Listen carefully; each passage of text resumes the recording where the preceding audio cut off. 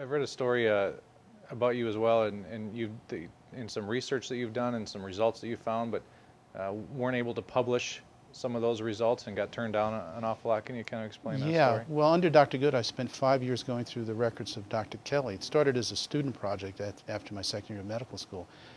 But when I was doing my formal fellowship in immunology under Dr. Good, by that point he'd been pushed out of Sloan Kettering, was at Old Children's Hospital in Florida where we set up a bone marrow transplant unit. I finished my investigation of Kelly. I reviewed 10,000 of his records, interviewed over 1,000 of Kelly's patients, evaluated 455 of them extensively with multiple interviews. Some of them I even went to their home just to make sure they were really who they said they were, to see them do the therapy. And I had no vested interest in Kelly. We were objective outside academic investigators looking into his work. And clearly he was reversing advanced cancer, put all those results in a 500-page monograph, and thinking, Dr. Good, my mentor, has been nominated for the Nobel Prize, though he didn't win. He was former president of Sloan Kettering. He's the most published author in history of medicine. This is a cakewalk. We'll get this published.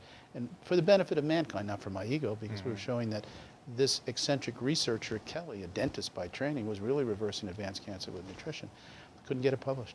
And I have a file of letters to this day from editors. They wouldn't write to me. They'd write to Dr. Good saying, you're crazy, this is fraudulent. Any name you can think of was in those letters. You're putting your career at risk. This will jeopardize your chance to win the Nobel Prize. Gonzalez has snookered you.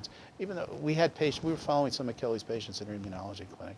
I mean, we had their DNA samples essentially, basically. I'm speaking of, metaphorically, but we basically knew who they were. We interviewed them. Dr. Good would examine them in our clinic. We knew these patients were getting well into Kelly's care. Couldn't get it published. There were editors, to their credit, who believed what I did was true, wasn't fraudulent. The fact that I would spend years trying to make up medical records is inconceivable, but that's what they seem to think.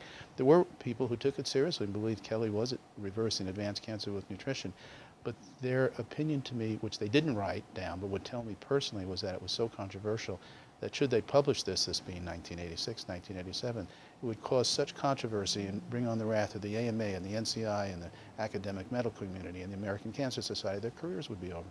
So we couldn't get it published. And finally, in 2010, we set up our own company and rewrote it and published it, and it's out there so the world can see it. There was an underground market in that monograph. We had typescript copies. People would copy them and distribute them, kind of like the Grateful Dead tapes, just give them away. But finally, we published it.